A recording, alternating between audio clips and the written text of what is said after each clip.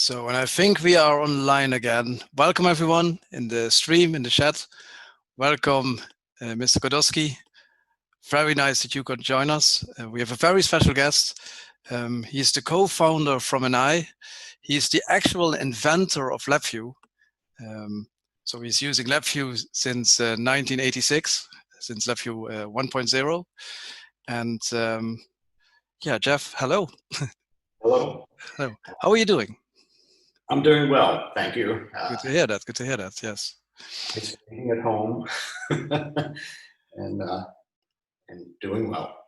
Thanks. Yes. And you were going to update us on the target structure and the channels. You did a first presentation, I think a year ago or 2 years ago during the CLA summit. So yeah, I'll get into that in a moment. If I should start now. Sure, please start. Just have to mention that, you know, it's really strange to be physically isolating during this global pandemic, but using technology to communicate and interact at an unprecedented level. You know, in normal times, I probably wouldn't be able to visit and present at your meeting, but in today's world, distance doesn't matter. In fact, you know, I think we have a unique opportunity to bring the global LabVIEW community together as never before.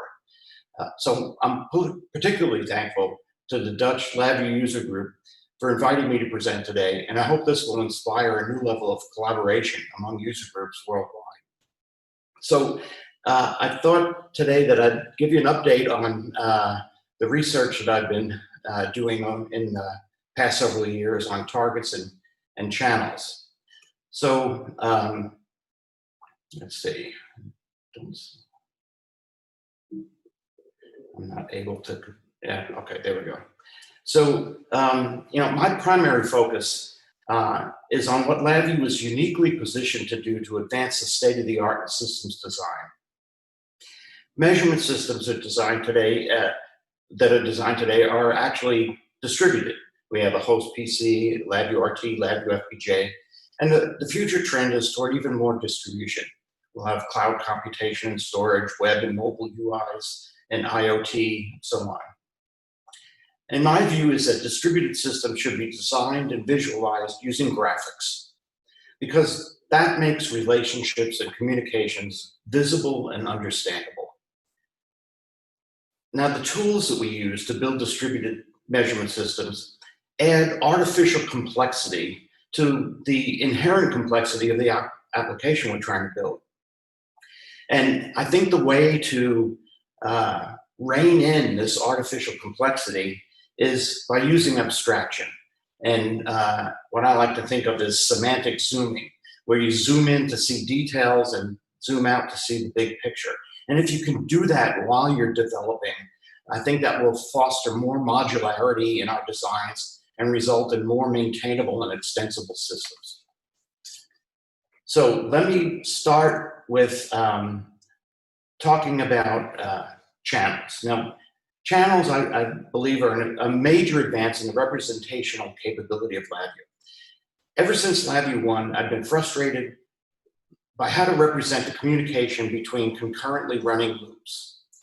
A decade ago, I began to experiment with a promising approach that was eventually productized as channels in LabVIEW 2016. So it's been out for quite a while already. Channels are very helpful today, but they'll be even more helpful when we can represent distributed concurrent loops. I've described channels multiple times before, so I'm just going to summarize with a simple example. So a channel has a distinctive pipe-like wire pattern, and the lack of visible tunnels at the structure borders indicate that it's a channel rather than a regular wire, and a channel actually implies concurrency rather than scheduling dependence. So people who are familiar with LabVIEW have to learn that this other kind of wire is not a normal LabVIEW dependency wire, but it is a data flow wire. It's flowing data through the pipe from one loop to another. So the channel endpoints in the diagram here, I wonder if, yeah, if you can see my mouse. Here's the write endpoint. Here's the read endpoint for this channel. And the endpoints are just sub-DI calls for writing and reading values to and from the channel. There are multiple kinds of channels for different communication strategies. The most common are stream, which is like a point-to-point FIFO or queue. Tag, which is similar to a constrained global. And messenger, which has aspects of both. You can have multiple readers and writers. It has queue-like semantics. All of these channels are strongly typed, just like regular LabVIEW wires. And you don't drop a channel endpoint from a palette. You create it by popping up on a terminal. And you can find out a lot more about channels by taking a look at the examples in the example folder. They show different use cases, different examples for different styles of channels, as well as design patterns, such as the channel message handler pattern, which I modeled on the queue message handler. And that's what I'm illustrating at the bottom of the slide here. There's a UI loop over here with an event structure, and it sends commands along the messenger channel to the message handling loop. And this loop processes the messages and does whatever actions it's going to do, DAC acquisitions and whatnot, and sends status information back to a display loop, which is part of the UI. So this is a pattern that I think is pretty universal, and it's kind of what the queued message handler was doing. I'm doing it with channels in this case, and I think it might be a little bit easier to see what's actually going on. One interesting thing that I want to point out is that some channels have a sideband communication. This input here to the stream write endpoint tells us, it is used to tell the stream that this is the last value that's being queued. And that can be used to stop this loop. So this sideband communication allows synchronized communication from writer to reader, such that you don't have race conditions when you're trying to start up or shut down operations. And I think that's something that can get tricky if you're trying to implement this at a lower level yourself. But one of the biggest advantages of channels is that you can actually put a probe on the channel. And when you put a probe on there, you can see all the data that's in the channel, and you also have the ability to single step, meaning that you can advance to the next read or write operation on the channel and halt execution at that point to inspect what's there. So I think the debugging possibilities with channels will make application development so much easier and faster. My recommendation is that if you find yourself building an application with concurrent loops, use channels and simplify your life. So one other quick example is, this is also in the example folder, stream processing, similar to what you might do with Unix pipes. So all of these VIs are running concurrently, and they're transferring data across streams. So here's one stream of strings, here's another stream of strings, another, and so on. And the first VI opens up a file, reads it out line at a time, and produces a stream of strings, one per line.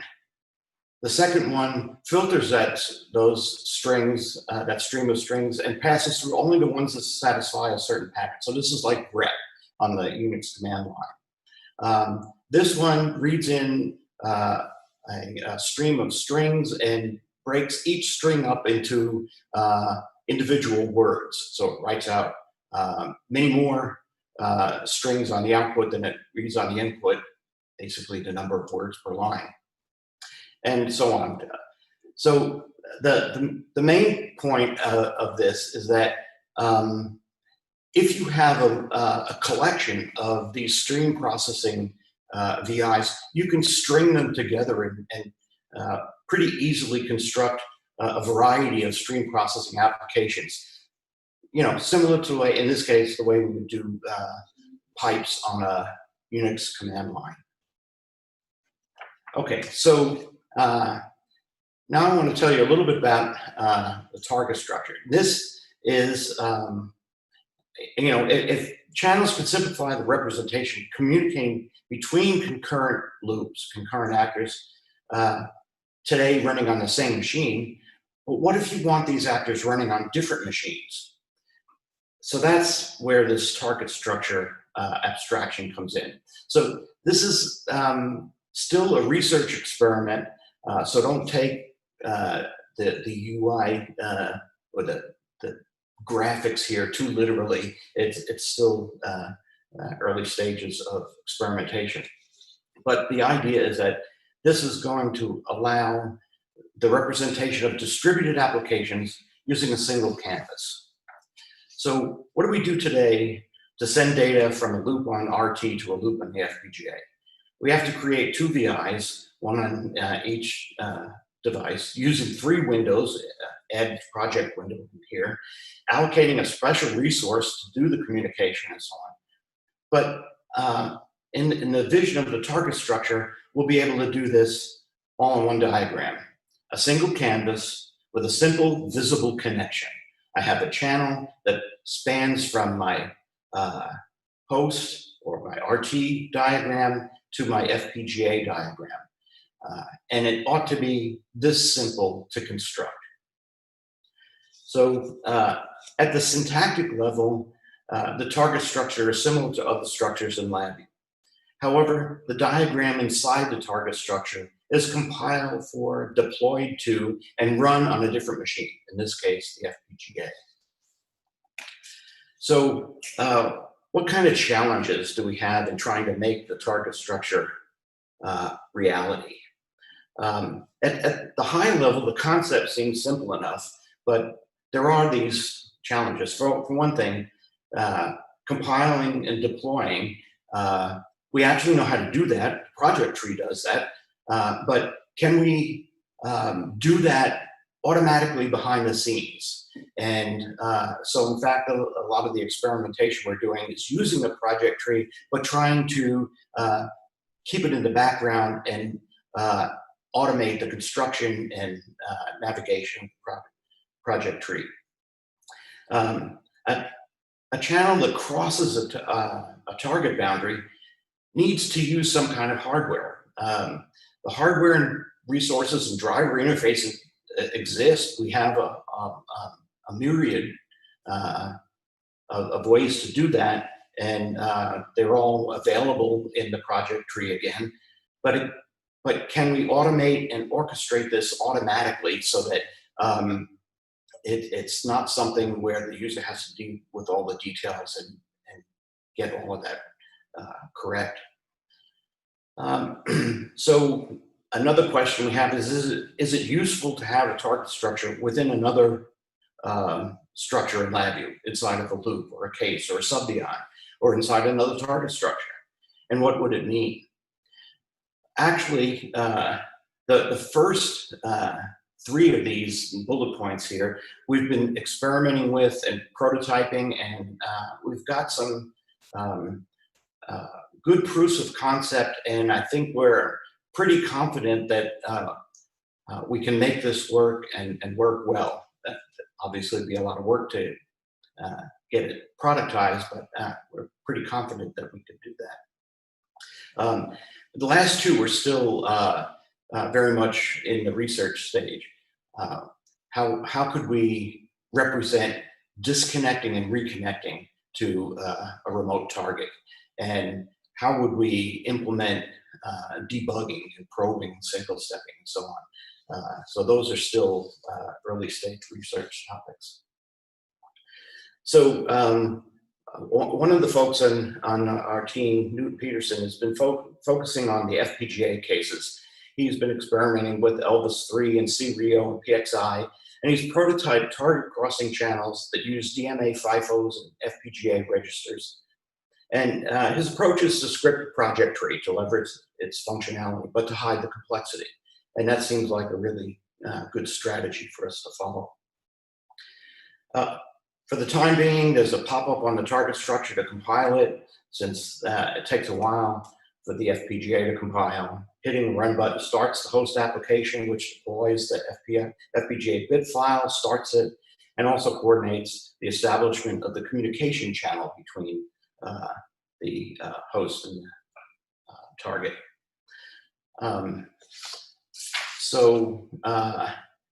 I've been focusing, on the other hand, on looking at the network CPU case. And so I'm going to illustrate that with this little example that I created. That's a simple stream processing example again, where the loop on the left here generates a letter each 2 seconds. And then the first loop appends a phrase, second loop appends another phrase, third loop displays the result. And what I want to do is have this distributed. So I'm going to show you a video here of a screen capture on my iMac. So the background window here is actually showing a Windows virtual machine running in the Amazon cloud that I've remote desktop into from my Mac. And in the foreground is a VI that's running on my iMac. And I'm going to introduce target structures in here to distribute the execution of this. So we'll see if the video plays. Okay. So first thing I want to do is drop a target structure around the second loop and give it the address of a different iMac that I have sitting next to the first one. And then I'm going to select this update instance in order to get the code ready to deploy. That should be automatic in the future. I'm also going to put a target structure around the second loop and give it the IP address of the virtual machine up here. And so again, update that to make it ready to go. Now when I start it running, I'm going to end up deploying the VIs so that they can be run. You can see it start running on the virtual machine in the background. And then the display starts catching up. Because while it was starting up, there was data being enqueued in the in this stream over here. And then when this started up and this started up, it was able to process, and the display, since it's displaying every 1 second, it will catch up. So the other interesting thing is I'm able to hit the stop button over here, and that propagates through and stops my distributed pieces as well as my display loop. So it all behaves as expected. So the point is that if we can get this target structure operational, it ought to make distributed applications much simpler to create. And in fact, in this case, I have parts running on my Macintosh and parts running on Windows machine, and it all behaved just properly. Okay, so here's another example that I've been that I've played with to see what it means to have a target structure inside of the LabVIEW structures. So here I've got a parallel for loop that creates two instances of my acquire, analyze, present example. So I have an acquire loop, a presentation loop, and an analyze loop that's in the sub-VI. So each sub-VI contains an instance of a loop running on a target. And the channels in and out are two sets of IP, TCP/IP connections that allow me to connect from my host computer to my other computer. And I've actually got both instances running on the same processor, as two independent instances running on the same processor, but I could actually distribute them to different CPUs by wiring in the target address as opposed to specifying it statically. But I only had one machine to show it. Okay, so I hope I've convinced you that channels are already here and you should be using them, and that target structures are still in research, but hold great promise for reducing the artificial complexity of building distributed applications. And I think the combination will enable you to be more effective building even more complex applications in the future. I should also point out that I'm using G to do this development and experimentation because of its flexibility and the rapid development I can do with it. A channel is defined by a library of VIs. So it makes it easier and faster to develop, easier to debug, and it's extensible by us as well as by knowledgeable alliance members. You can find the all the channels that are available on your system in resource channels folder. So far, we've similarly been able to define the target behavior, or most of the target behavior, in terms of a library of VIs. And my long-term goal is to make targeting a user-extensible feature so that you can create the VIs that define how to support new targets. So now I want to switch gears and talk about another channel that I've been working on that offers some interesting possibilities for representing more complex applications.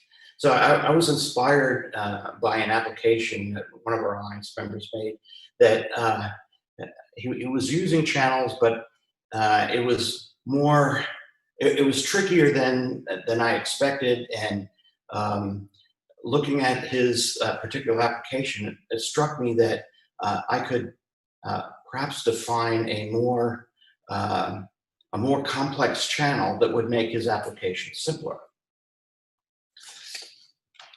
So I've been experimenting with this multiplexed messenger channel, and it actually represents multiple messenger subchannels on a single wire. So it has the usual read and write endpoints with all the full complement of optional inputs and outputs.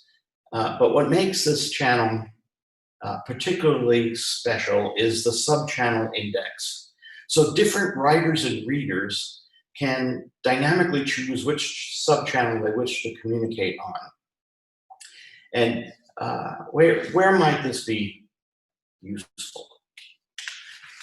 So here's an example, simple example I built. I call it a manager minion example. There's a manager VI that controls 8 concurrent station VIs. And you'll pardon my primitive UI here on the main VI, but that's not the point of the example. So imagine a much nicer UI, if you will.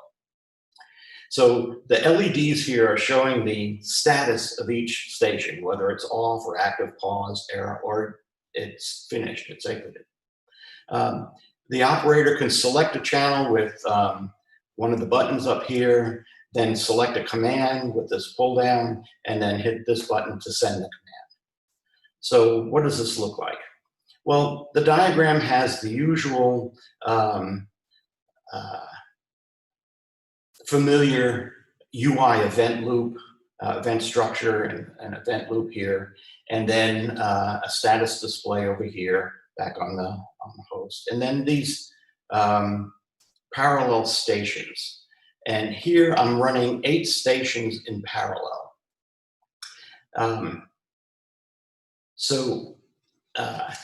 The connection from the host to the stations is using a multiplexed messenger channel. And that allows the manager here to talk specifically to a particular station. And that station, each of these parallel instances is given its unique station ID. And the results or the responses from the stations are all merged back into a single messenger channel, but as part of the message coming back is the station index, and so that allows the display loop to know which station's reply that was.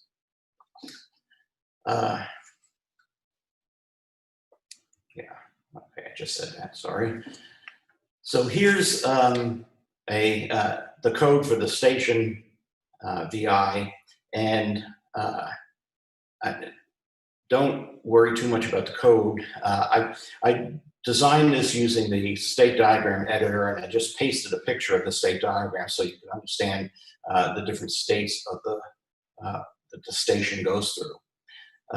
So basically, I continue processing, doing 10 millisecond incremental processing while I'm in the active state, and then I exit the active state if I see an error, or if I'm told to pause, or told to stop, or told to exit.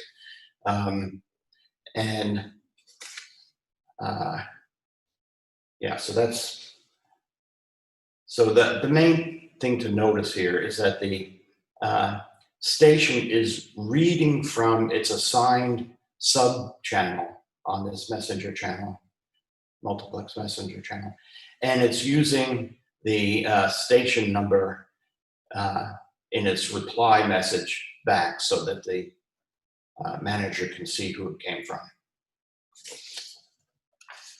So here's another video that shows this in operation. I started running, and it starts up all 8 parallel stations, and then I can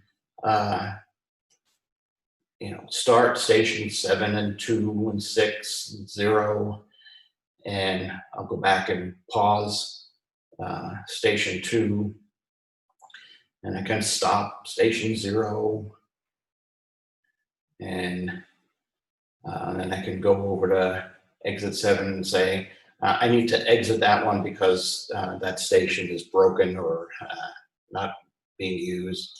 I can pick some other ones to start, 5 and 4. I go back and I can resume station 2, and you can see that it goes back to processing. Station 6 detects an error, and I can go back and reset it and start it again,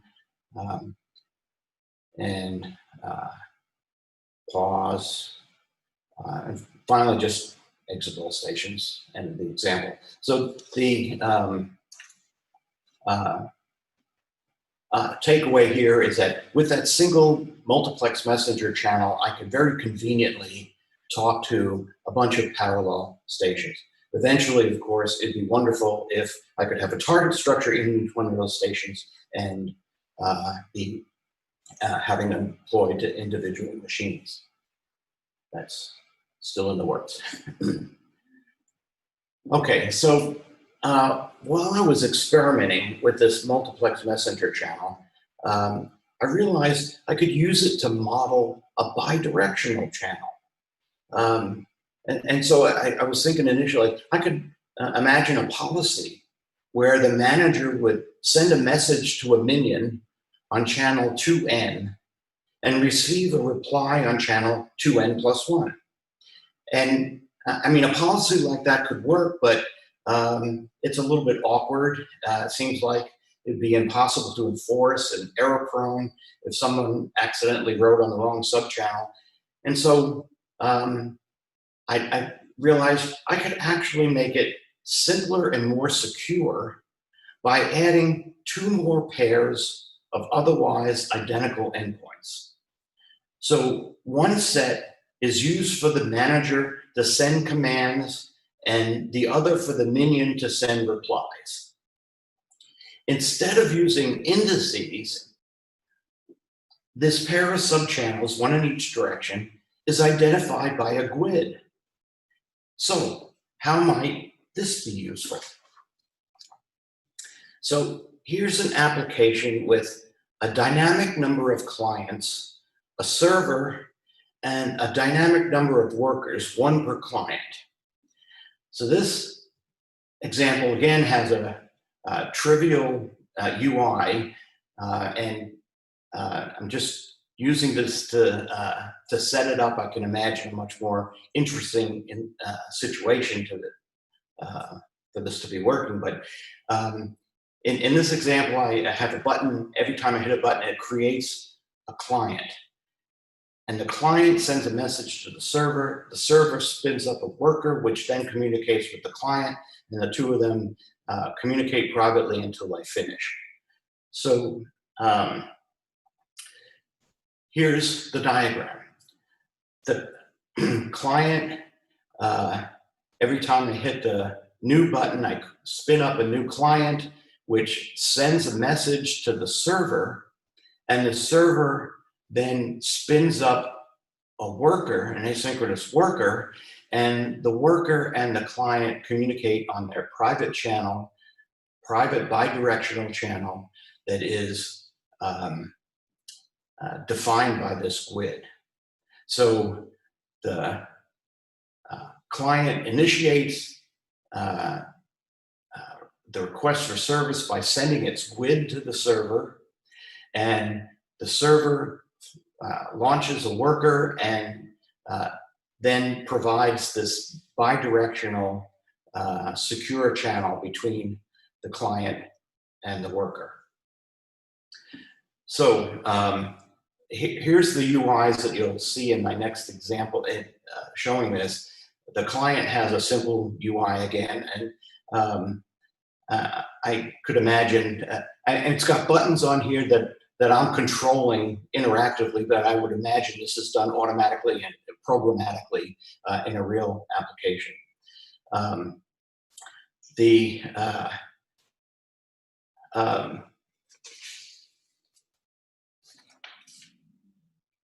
Well, okay, so the worker, nothing to say about that. The worker UI is basically just for debugging purposes, but you can see it in the example.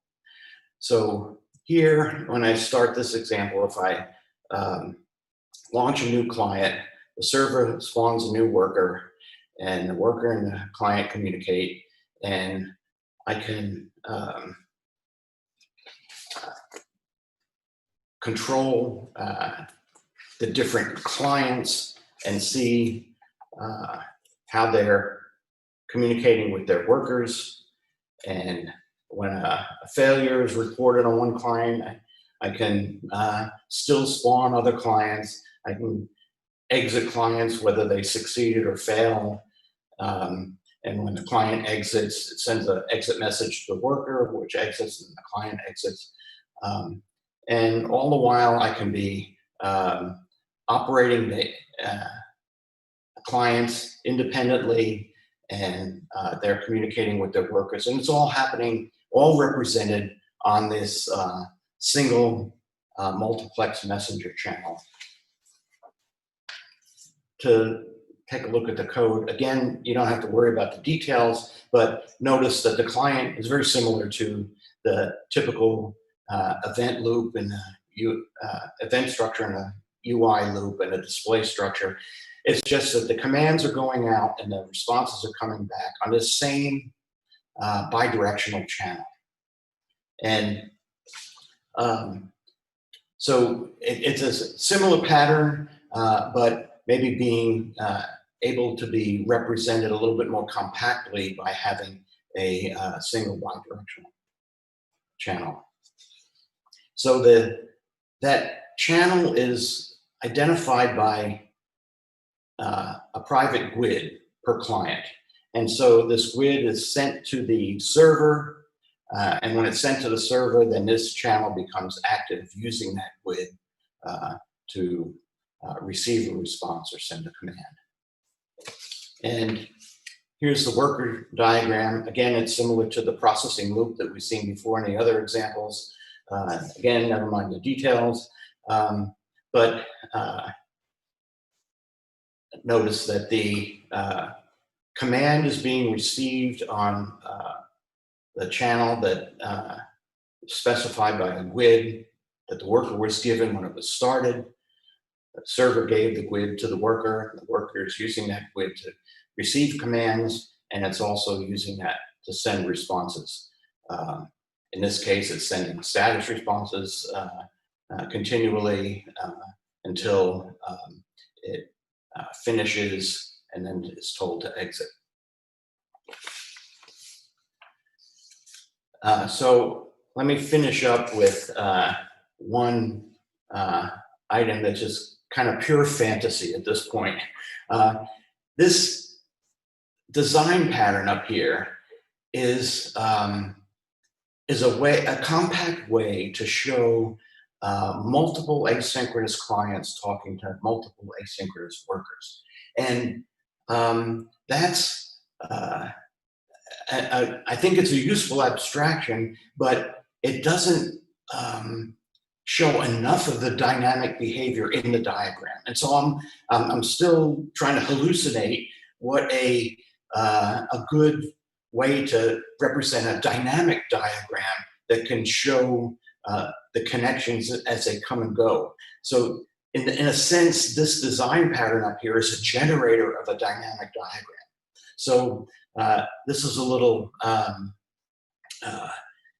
kind of a vision of what an execution highlighting of a dynamic diagram might look like,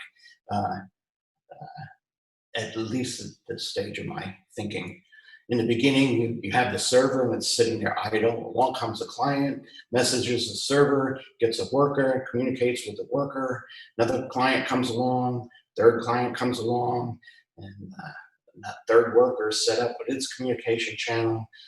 Second worker finishes, first worker finishes, the client goes away, and then finally the last one finishes, and we're back to an idle situation with the server sitting there waiting for a client to come along.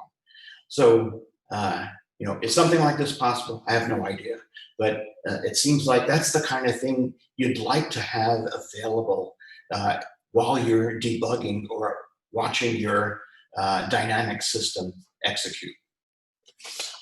So I presented a lot here very quickly, but I think the main points you should take away are that channels today can simplify your life if you're making concurrent applications, so please use them. And stay tuned for more progress on target structures. I think they will hold out a lot of promise for simplifying things in the future. Thank you. So hello, thank you, Jeff. That was an amazing presentation.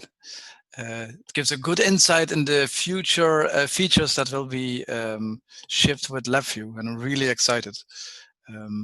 So we have a few questions in chat, and the first obvious one is, of course, when will this be shipped? When can we play with it? When can we start developing with it? Yeah, that's always a tough question. So the last thing I talked about, the messenger channel, actually, I have it. It's just a library of VIs. I can zip it up and send it out to anybody who's interested in it. It's probably workable and usable today, but it's the kind of thing that I'd love to have more feedback on to make sure that I get it all working smoothly before it's actually an official part of the product. Mm-hmm. So maybe you can set it to us, and we post it here on the YouTube video and the forum, so people can download it and maybe give you feedback from. Yeah, Okay. that would be great. As far as the target structure goes, we continue to experiment, and I guess I'm of the opinion that we're getting pretty close to having sort of the first tranche of usable capability that would help in many of the more static applications, say host and RT, or host and Raspberry Pi, or host and RT, maybe RT and FPGA. FPGA, yeah. The ones with the FPGA are a little bit trickier, obviously, and have a little bit more machinery that has to be really vetted out. And so, but maybe the version for doing between processors, like to RT and to Raspberry Pi and so on, is something that we could get out in experimental form sooner rather than later. Because again, I feel like I could try to evolve things more myself with experimenting, but I'm not going to run into the same kinds of things that people doing real applications are going to run into. And so if there are a few brave souls who are willing to help me experiment with some of this, that might be something we could do before too long. Sounds good. Sounds good. Yes. Another question that we have is, what possibilities will there be for getting target structures to communicate with other already running on the target? This with other target structures already running on the target. So this is something I haven't done a lot of thinking about yet, but in the examples, you notice that the way we communicate between one processor and a target is through channels. And so we can send a stream of data or a tag across it. And so to the extent that we could have an interface on the target written in another language or another system that could do the protocol necessary for communicating over a stream or a tag or something, then it ought to work just fine. But I'm sure there's lots of gotchas, and there's will probably end up with a lot of different little issues to address. So in the future, I mean, I think this is something we obviously want to do, but it's not where our primary focus is off the bat. At the moment, yeah, sure. Yeah, of course. So I'm looking at the people who are monitoring the chat. There are no more questions at the moment. So if somebody has a question, please ask it now. Now is the time. Yes. Yeah, I realized a lot of the stuff I was going through, I went through really fast, and a lot of it might be quite new to folks. So. Yes, some people will see that the first time, and the hard thing that I have is it lets a little bit loose from the data flow that you know from LabVIEW. So some block diagrams are really hard to comprehend at first sight, because you are not you do not look at block diagrams that way yet. So it's a little bit practice, yeah. Yes, that's very good observation. In fact, we did an experiment a couple of years ago in Yerevan, Armenia. We took some students who were just learning LabVIEW, and we taught them about channels in the LabVIEW 1 class. And they got it, they understood it, they were able to develop their little example applications just fine, no problem. We also took a group of third-year college students who had already been using LabVIEW for 2 years, and taught them about channels. And they actually took a little longer to understand because they had internalized the notion that if you connect something with a wire on LabVIEW, it means that data is flowing and that the second node is dependent on the first node finishing before it can start. Yes. And that's true for the regular LabVIEW wires, but the channel wire, which we purposely draw differently, although maybe it's still a subtle enough difference that it takes a little bit of experience to get comfortable with it. But that one actually means this is a pipe. It's still data flow, and it's still by value, but it's happening not after this first loop finishes, sending an array of data to the second loop. It's happening a point at a time through this pipe. And so it's doing something that we already do in our applications. We do this with a queue, right? You have a allocated queue, and then you pass the reference to the writer and the reader, and this enqueues, this dequeues, and we have this magical property of something I write over here appears over here. There's a flow of data, but you don't actually see it. So from my perspective, what we're doing with the channel is actually showing the path of the data and showing that here's the reader, here's the writer. But you do have to learn that this channel connection is not the same as a regular LabVIEW wire connection. A LabVIEW wire implies scheduling dependency, whereas a channel wire implies concurrency. The most the best benefit I see for channel wires, or that I saw at channel wires for using them, is that when you get to use other people's code, other programmers' code, and they're using named queues, it's not immediately clear where those queues are enqueued and dequeued. You have to basically scan the whole project library to find out if there are, and that's a problem. But with channels, you can follow to where the data is used, and that's that makes everything more visible. And that's exactly right. And that, to me, that's one of the strengths of LabVIEW, in that you see where data is generated and where it's used. And in typical text-based programming languages, you're using the name of a variable.